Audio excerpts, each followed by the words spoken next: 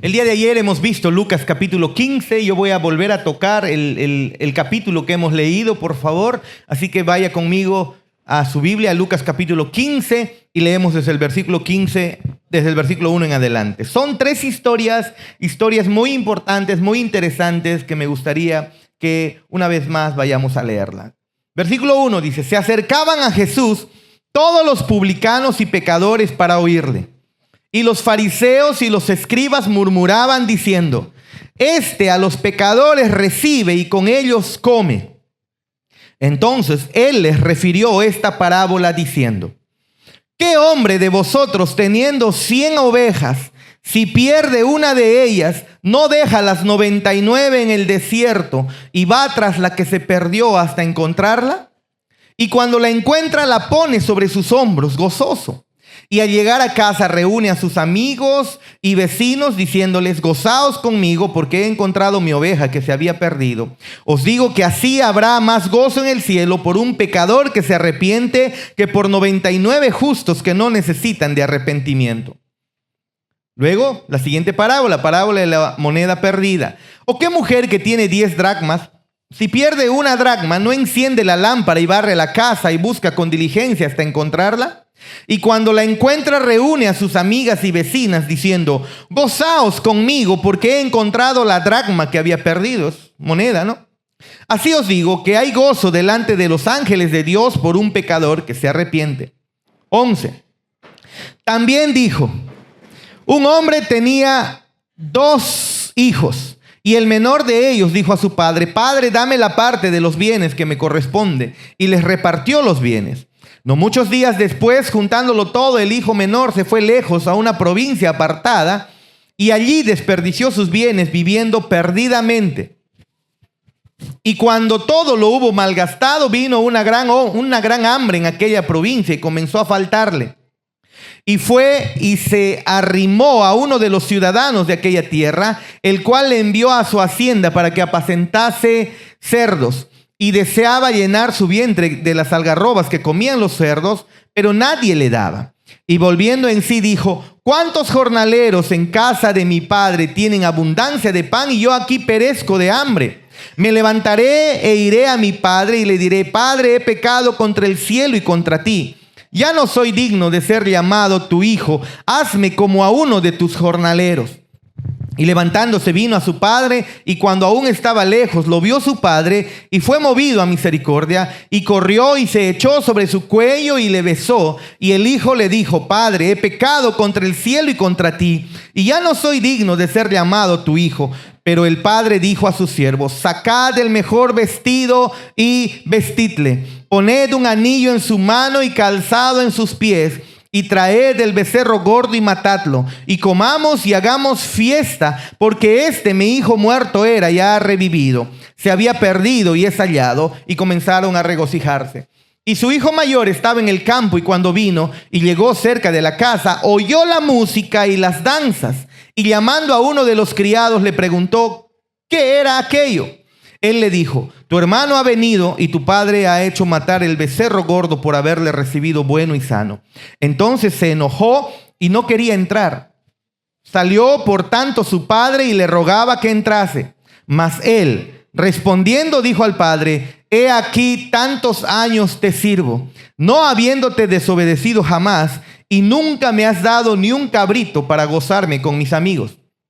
Pero cuando vino tu hijo, que ha consumido tus bienes con rameras, has hecho matar para él el becerro gordo. Entonces le dijo: hijo, tú siempre estás conmigo, y todas mis cosas son tuyas. Mas era necesario hacer fiesta y regocijarnos, porque tu hermano era muerto y ha revivido, se había perdido y es hallado. Ayer hicimos, después de leer este texto, hasta ahí el texto de Lucas 15, ayer hemos hecho una pregunta muy importante para esta porción de las Escrituras. Una pregunta muy necesaria. Después de haber observado una característica común en estas tres parábolas. La parábola de la oveja perdida, la parábola de la moneda y la parábola del hijo perdido al final, ¿no? del hijo perdido. Y la característica de estas tres parábolas es que las ovejas, la moneda y el hijo representan al final de cuentas el estado en el que se encuentra el ser humano. El ser humano se encuentra lejos de Dios, perdido. Por más que intente llenar su corazón con religión, incluso la misma religión evangélica, pueden existir cristianos evangélicos sin todavía conocer al Señor de verdad, todavía perdidos. El mundo nace como perdidos. ¿Cómo así? Dios nos ha creado para vivir en comunión con Él. Pero desde la caída de Adán y Eva, el ser humano se extravió, se perdió y todos los descendientes de Adán están perdidos. Perdidos en sus delitos y pecados. Perdidos como la oveja aquí de la primera parábola. Perdidos como la moneda en la segunda parábola. Y perdidos como el hijo que se fue insultando a su padre. Y el día de ayer entonces hicimos la pregunta.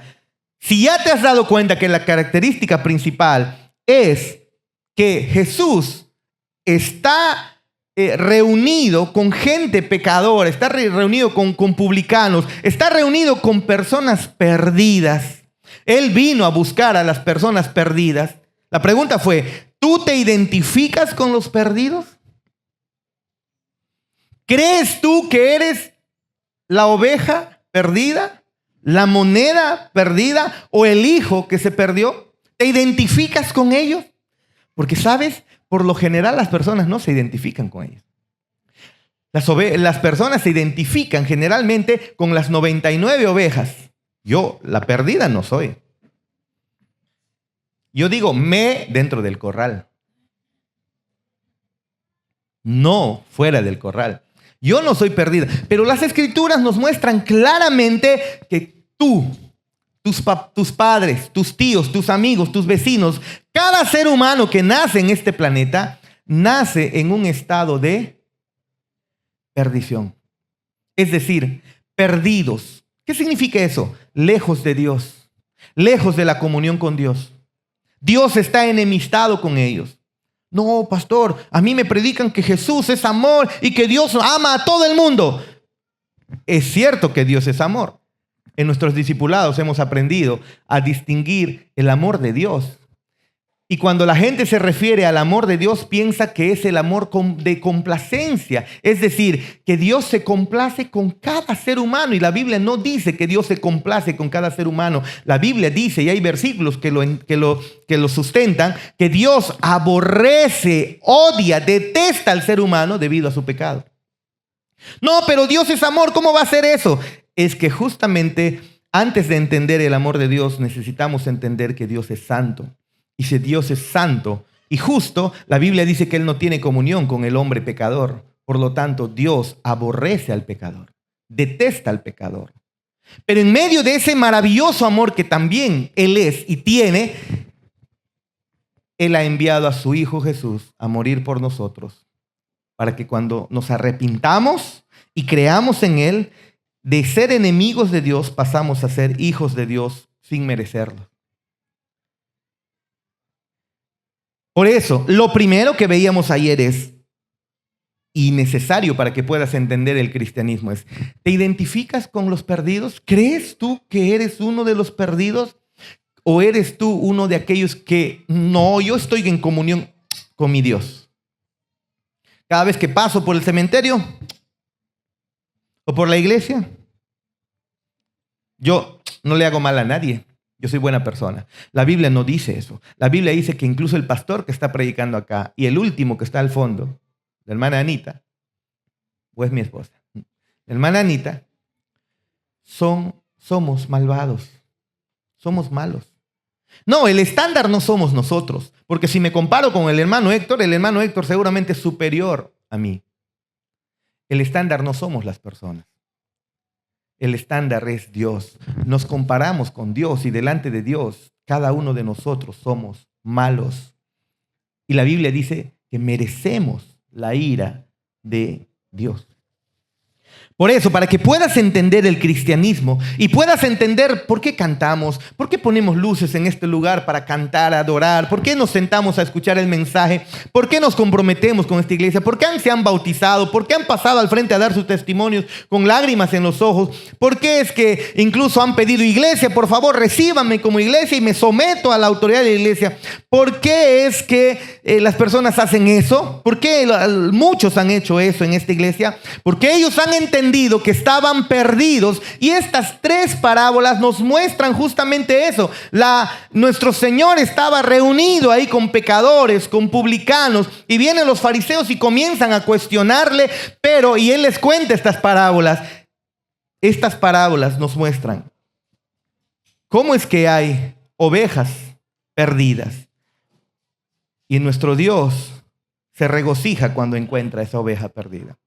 Hay monedas perdidas y nuestro Dios se regocija cuando esas monedas se han vuelto a encontrar.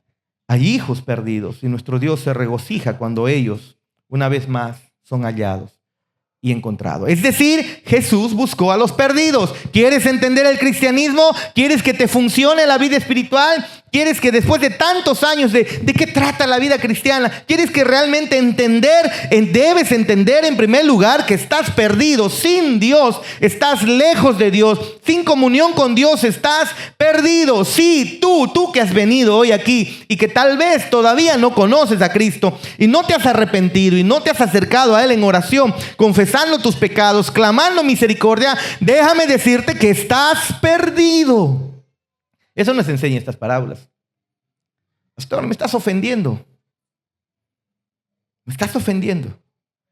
No, estamos buscando hacerte un bien, que entiendas, estás perdido. No, pero yo soy buena gente. No, no importa. Puedes ser mejor, superior delante de la sociedad, mucho más moral que yo. Seguramente lo eres. No importa, pero lejos de Dios, lejos de la comunión de Dios, lejos de la fe en Cristo Jesús como Señor y Salvador, lejos de arrepentirte, tú estás perdido. Si tú no pasas por ello, estás perdido. Estás en miseria.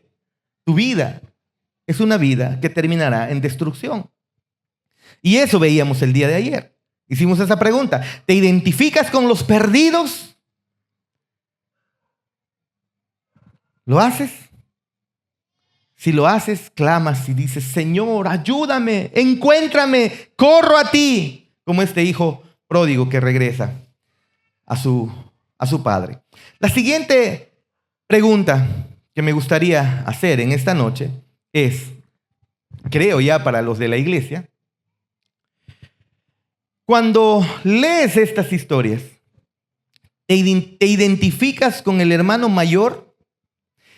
¿Te identificas con el hermano mayor cuando lees la historia del hijo pródigo? Tal vez alguien diga, no. Bueno, si hay hijos que se han extraviado y perdidos, también la parábola del hijo pródigo nos muestra que hay un hermano mayor. ¿Con cuál de ellos te identificas si no te identificas con el hijo perdido? Ahora, necesitas recordar el contexto de estas dos historias, ¿no es así?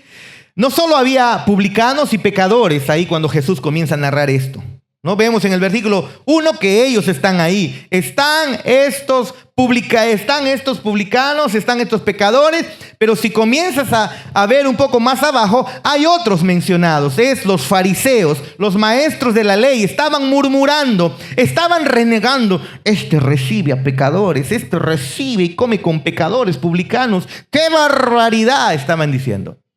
¿Cómo es posible que Jesús haga esto? Estaban ellos renegando. ¿Recuerdan quiénes eran los fariseos? Los fariseos no eran otra cosa más que un movimiento popular de hombres dedicados a enseñar la ley de Dios del Antiguo Testamento, y estaban dedicados a enseñar las tradiciones de los ancianos. Ellos tenían tradiciones con el fin de proteger la ley, el guardar la ley de Dios. Ellos decían, estamos protegiéndole a la gente de desobedecer la ley de Dios. Eran públicos celosos. En el públicamente ellos decían, santo es el Señor, tú pecador, no, yo sí, algo así, ¿no?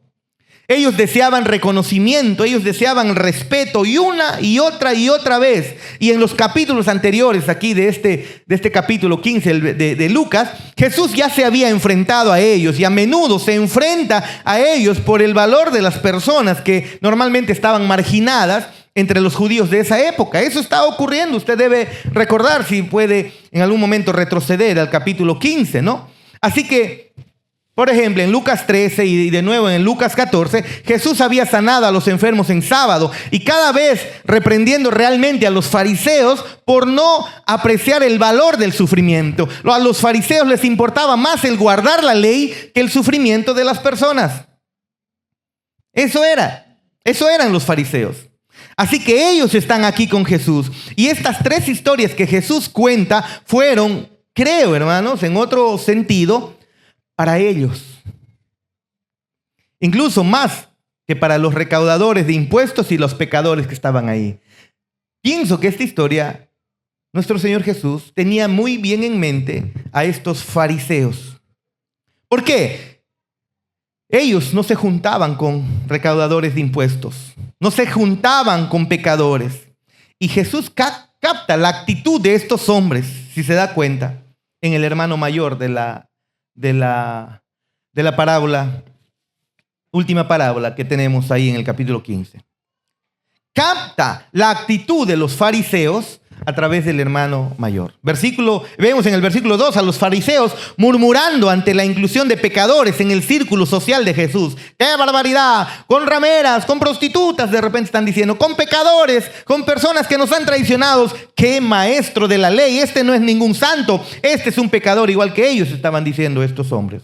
Ellos eran líderes de la nación y estaban cuestionando a Jesús. Líderes religiosos de la nación y estaban cuestionando a Jesús. Estaban murmurando, estaban quejándose, estaban murmurando como los hijos de Israel estaban, ¿se acuerdan ustedes en el desierto, en el libro de Números? ¿Cómo es que murmuraban de los caminos de Dios ahí en Números, en la historia, cómo los israelitas estuvieron deambulando en el desierto por mucho tiempo, murmurando a Dios, murmurando de Dios, murmurando lo que Dios estaba haciendo? Bueno, Jesús parece que capta esta actitud de estos fariseos. Y entonces, miren usted, observe ahí en el versículo 30, el resentimiento agudo, el resentimiento frío, gélido, en esa frase que el hermano mayor usa con su padre, refiriéndose a su hermano menor como ese hijo tuyo, le dice, ¿no? Ese tu hijo. Ni siquiera se rebaja a reconocer su propia relación. Ni siquiera dice, mi hermano, ¿no? Este que ha vuelto, este que ha venido. En el versículo 28, nosotros leemos que el hermano mayor se quejó. Dice que se enojó como los fariseos habían murmurado en el versículo 2. Por eso te dije, parece que Jesús tiene en mente más a estos fariseos que a los mismos pecadores en esta historia, aunque también está mostrando la condición del ser humano. Pero está teniendo en cuenta fariseos murmurando al inicio, y al final de su parábola encontramos a el hijo mayor murmurando, quejándose. Puedes ver eso de una manera especial. Jesús es el Hijo de Dios, es Dios, y de manera magistral como desnuda la intención de estos fariseos. Entonces Jesús les contó estas historias, y especialmente la última, a todos los que estaban ahí. Los estaba ablandando con las primeras dos historias sobre encontrar una oveja y encontrar una moneda, solo para atraerlos, para que se avergonzaran al ver su propia falta, ¿no? O su propia curiosa falta de simpatía cuando se trataba de encontrarse a un ser humano, cuando se trataba de tener una relación con un ser humano, de sociabilizar con un ser humano. Cuando ellos no eran empáticos con el ser humano, entonces Jesús los lleva y les muestra estas dos primeras parábolas. ¡Ey, escucha!, le está diciendo a los fariseos. Cuando un pecador se arrepiente, en el cielo hay gozo, hay alegría, y ustedes murmurando. Los está ablandando. Ahora, en cierto modo, creo que los fariseos entendieron bien lo que Jesús está haciendo. Dijeron aquí en el versículo 2, este hombre recibe a los pecadores y come con ellos. Y claro, Jesús estaba haciendo eso. Ellos tenían toda la razón. Él los estaba recibiendo en su presencia, permitiéndoles escuchar la palabra, su palabra, asociándose con ellos, incluso comiendo con borrachos, comiendo con pecadores, con comilones y bebedores, ¿no? Dice otra parte de las Escrituras. Entonces lo que dijeron estos fariseos era completamente cierto. Dijeron la verdad en esto y simplemente a ellos no les gustó. Mire nuevamente en el versículo 30, el hermano mayor, la actitud del hermano mayor. Cuando este hijo tuyo que ha despilfarrado tus bienes, le dice, se fue con prostitutas, se fue con rameras, vuelve a casa. Oye, tú matas para él el ternero más cebado, matas tú el animal más gordo. ¿Ves lo que pasa en el hermano mayor? En el hermano mayor hay objeción. No está feliz por el pecador que vuelve a casa, sino objeta, se incomoda. Y déjame decirte algo, porque ahora le hablo a la iglesia. A la misericordia, hermanos, le parece injusta, o la misericordia le parece injusta al hermano mayor. Escúchalo. La misericordia le parece injusta al hermano mayor. El hermano mayor no ve la misericordia como algo justo. Ve la misericordia como ¡qué barbaridad! O sea, vuelve y lo recibe con gozo. Este hermano mayor no tiene misericordia. Ve la misericordia como algo no justo. No tiene gozo. No tiene gozo por el regreso de su hermano. No tiene gozo por la bondad de su padre. ¿Por qué? Porque no vio la bondad de su padre hacia él. Él lo dio por sentado por completo. No estaba disfrutando de la bondad de su padre para con él mientras él vivía. Cuando viene su hermano y mata el becerro gordo, comida buena que él tenía, ahora comienza a cuestionar cuando es celebrado y su hermano vuelve y matan al becerro gordo. La misericordia se volvió invisible para él. Él gozaba de misericordia al lado de su padre, pero él no vio esa misericordia. Él no vio su propio pecado. Así que el hermano mayor, no es así, está aquí representando a los fariseos. Vieron la verdad, pero no les gustó. No les gustó absolutamente para nada. Irónicamente, el mismo rechazo egoísta y orgulloso que ellos están mostrando había llevado a su hermano menor a una vida silenciosa, ahogado en el legalismo y murmurando resentimiento. Eso es algo que debemos nosotros pensar en nuestra vida si está sucediendo como creyentes. Y eso fue opuesto a la respuesta de Dios. Ven la misericordia, ven el gozo. Y en vez de sentir gozo y misericordia, hay objeción, hay incomodidad. Ahora, si tú no eres cristiano en esta noche, déjame hacerte otra pregunta. ¿Estás confiando en tu propio desempeño moral para la aprobación de Dios? A ver, levanten la mano aquellos que creen que si hoy mueren, entrarán a la presencia de Dios. Bueno, mejor no lo levanten, por favor, para que no pasen vergüenza.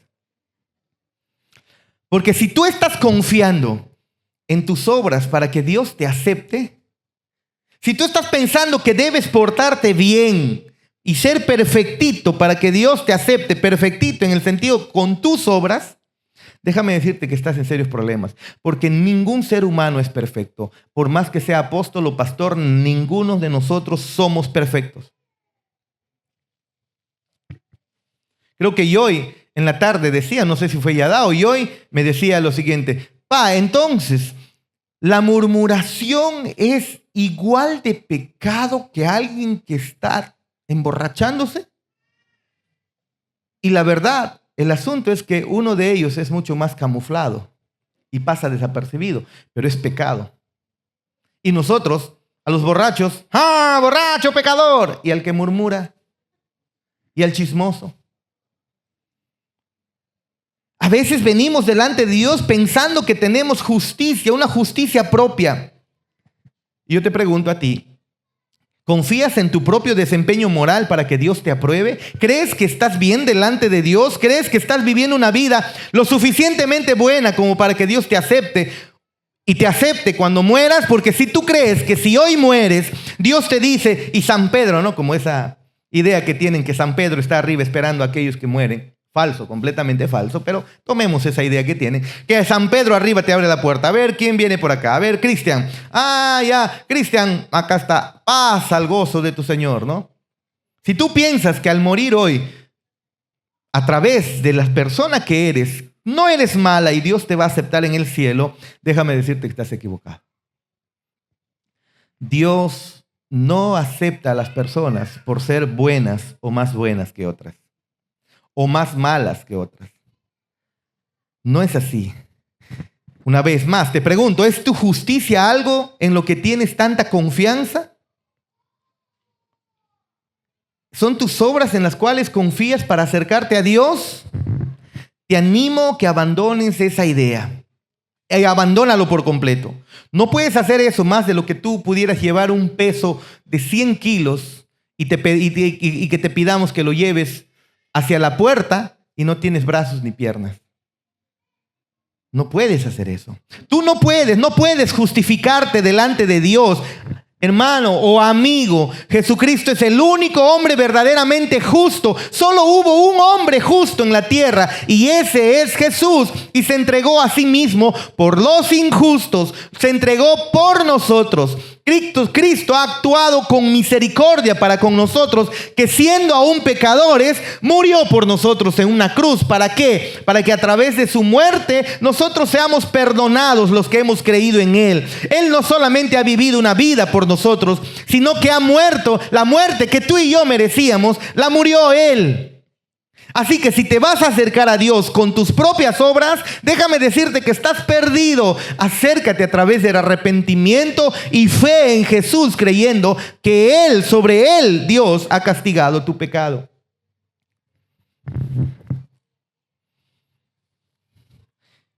Y para los cristianos, creo que esta historia, hermanos, pone en relieve lo que nosotros queremos que los demás piensen sobre nosotros y sobre el desafío aún mucho más profundo que enfrentamos en cómo pensamos sobre nosotros mismos. ¿Piensas tú que tus buenas obras te ponen en un lugar privilegiado delante de Dios? Eso estaba haciendo este hijo pródigo, este hijo mayor. Estaba en un lugar privilegiado, pero no estaba disfrutando de ese privilegio, porque así como el hijo menor, no le importó el gobierno de su padre. Se fue este hijo mayor que se quedó en casa, tampoco le importaba a su padre. Solo estaba ahí, punto, sin disfrutar de él. Sin disfrutar de él.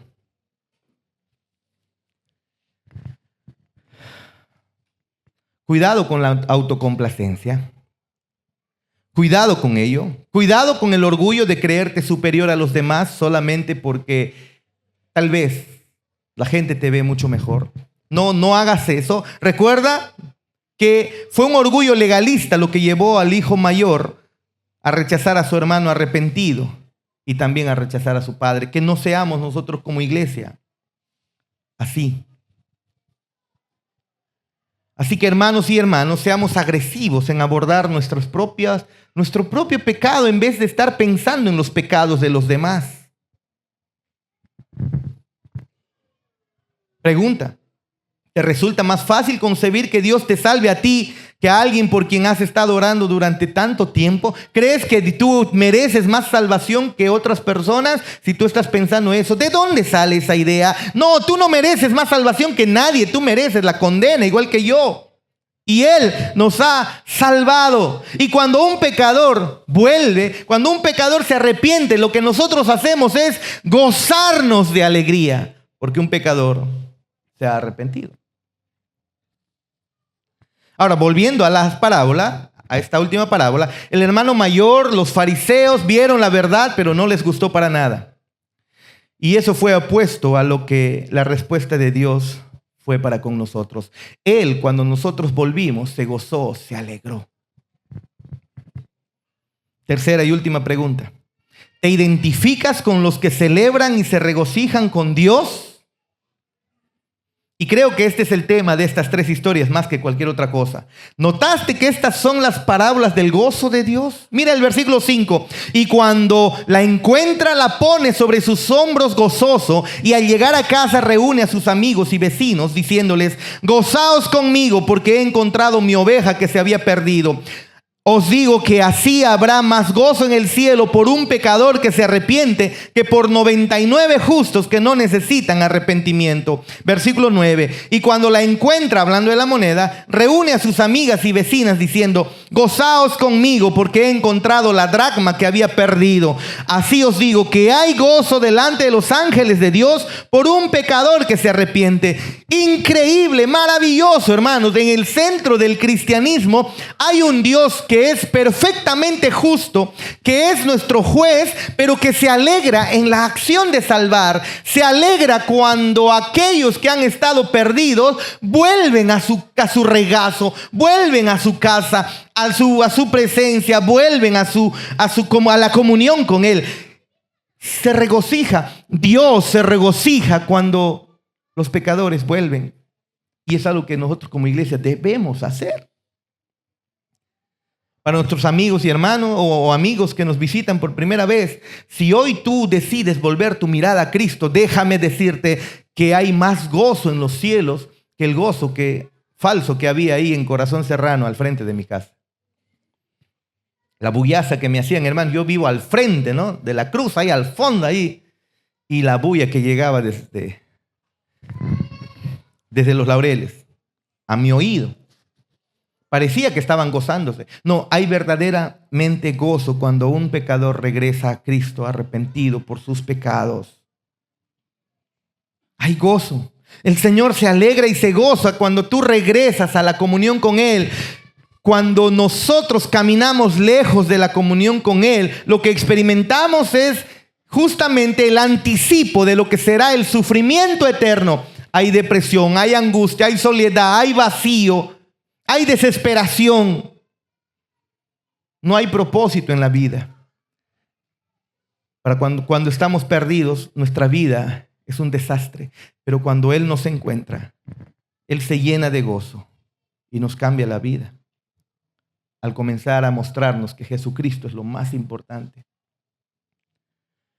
Los ángeles están felices de convertirse en sirvientes incluso al ver un pecador que vuelve a los brazos de Dios.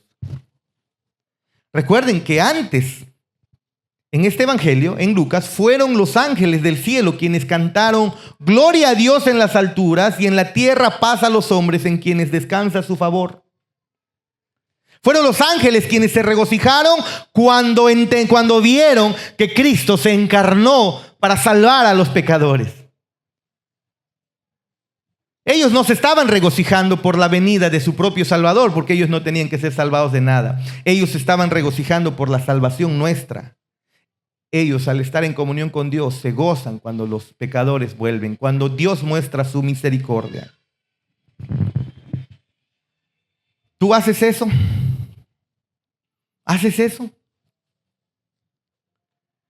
Y en esta tercera parábola, claro, comienza muy triste, ¿no? Pero rápidamente vemos en la historia que esto cambia. El hijo menor se exalta en sí mismo al seguir sus propios deseos. Ayer decíamos, toda persona que se aleja de Dios, mejor dicho, toda persona nace lejos de Dios. Lejos de Dios. Y lejos de Dios sigue sus propios deseos. Sí, se exalta a sí mismo para seguir sus propios deseos.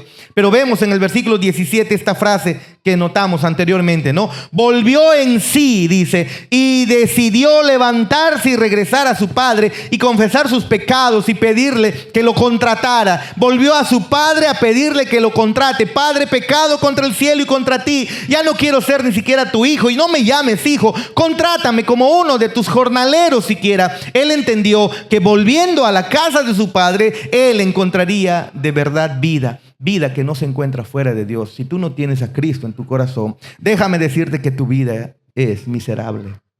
Estás caminando en miseria. Solamente volviendo a Dios tu vida encontrará sentido. Y este hijo arrepentido, no, ni siquiera quiere ser llamado hijo. Quiere simplemente ser un simple esclavo o jornalero de su papá. Pero antes de que pudiera siquiera pedir que lo contratara, el padre en su amor lo interrumpe. No termina de pronunciar todo el discurso que el hijo había preparado y vemos en el versículo 20, ¿no? Que comienza el gozo. Versículo 20. Y levantándose vino a su padre y cuando aún estaba lejos lo vio su padre y fue movido a misericordia y corrió y se echó sobre su cuello y le besó. Ahora, un ratito nos vamos a detener aquí para explicar algo. En la cultura de ese tiempo, los padres mayores como este no corrían, para nada no corrían. Era una falta de respeto para un padre correr. Quiero decir, especialmente en público no lo hacían. No hacían. Un padre, incluso que había sido ofendido, jamás correría ante un ofensor. Eso no se hacía. No se hacía. Si lo había deshonrado públicamente como lo había hecho este hijo, ellos no hacían. Correr denotaba falta de dignidad. Y ellos, los padres, no corrían así. Tenían honor. No era algo que un padre iba a hacer, más aún a la edad, y hacerlo público, deshonrándose a sí mismo. No es digno, no era digno. No era digno. Él no tenía que hacer esto en público. Pero aquí está en el versículo 20, dejando atrás su dignidad incluso y mostrando amor, mostrando compasión para aquel que vuelve. Y ese es el gozo que Dios manifiesta cuando tú vuelves a Cristo, cuando tú te arrepientes. Versículo 20 muestra eso. Y en el versículo 23 su gozo se apodera de él. Y en el versículo 23 dice, traigan el becerro más gordo, el más cebado, mátenlo, hagamos un banquete y celebremos, porque este hijo mío estaba muerto y ha revivido, estaba perdido y lo hemos encontrado. Y entonces comenzaron a celebrar. Es el gozo y la celebración que Dios hace. Escúchame, el Dios del universo se alegra y se goza cuando un pecador se arrepiente y vuelve a la comunión con él.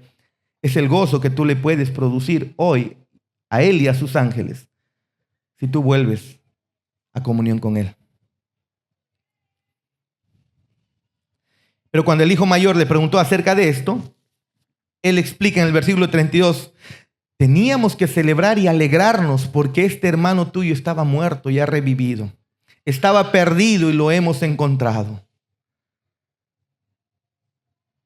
Se goza el Padre por aquellos que se arrepienten. Se goza muchísimo. ¿Saben? A veces nosotros pensamos que la misericordia de Dios no es justa, pero mira lo que dice el Salmo 145, 17. Justo es Jehová en todos sus caminos, y si Él muestra misericordia, la misericordia al perdonar tus pecados es justo. Pastor, pero ¿cómo es eso si todavía sigo pecando y sigo fallando? ¿Cómo Dios puede ser justo para perdonar mis pecados? Él dice que Jehová es justo en todos sus caminos y misericordioso en todas sus obras, dice Salmo 145, 17. Significa que cuando Él perdona tus pecados en Cristo, Él está siendo justo. La generosidad de Dios es una expresión de su justicia. Y es algo que tú y yo podemos disfrutar eternamente y para siempre. Nuestro Dios se goza y se alegra con aquellos que vuelven a comunión con Él, vuelven a casa, vuelven a su comunión, vuelven a su regazo, arrepentido de sus pecados. Él se goza. Y los creyentes, lo que debemos hacer cuando eso sucede es gozarnos fuertemente. Cuando un pecador se arrepiente, el Señor lo acepta. ¿Por qué no aceptarlo nosotros? Vuelve a Cristo. Vuelve a Él. Si has estado lejos de Cristo, pues vuelve a Él. Solamente está, ¿no? Ahora decimos que la información está a un clic. Pues déjame decirte, la salvación tuya y el perdón de tus pecados está a una oración. A decirle al Señor, Señor, me arrepiento, perdóname. No merezco ser tratado como tu hijo. ¿Y sabes qué es lo que Él hace? Se goza y se regocija. Y así como le devolvió una nueva vida a su hijo, este padre deshonrado, también Él, nuestro Dios, está dispuesto a darte una nueva vida con un propósito. Una vida en donde vivir para la gloria de su nombre va a ser tu prioridad. Fuera de Cristo hay cerdos, hay inmundicia. Fuera de Cristo hay sufrimiento, hay dolor. Cuando vienes a Cristo, tal vez tu estado de salud no va a cambiar. Tal vez tu estado económico no va a cambiar, pero qué bueno que cuando oramos el Señor opera y obra. Y eso hemos experimentado en esta iglesia en muchas oportunidades. Milagros maravillosos Él opera, sigue operando. Pero déjame decirte que eso no es lo más importante. Lo más importante es que tú vuelvas a sus brazos, vuelvas a su regazo, vuelvas a su casa. Y cuando eso suceda, los ángeles se gozarán con Dios y se alegrarán. Y nosotros haremos lo mismo. Ven a Cristo. Vuelve a Cristo. Él te espera con brazos abiertos. Ponte de pie, por favor. Y la iglesia, regocíjate cuando los que estaban lejos están regresando. Y hagamos todo lo posible para ser de bendición para ellos. En medio de tu pecado, Él aún te acepta. En medio de tus faltas, Él te recibe con brazos abiertos.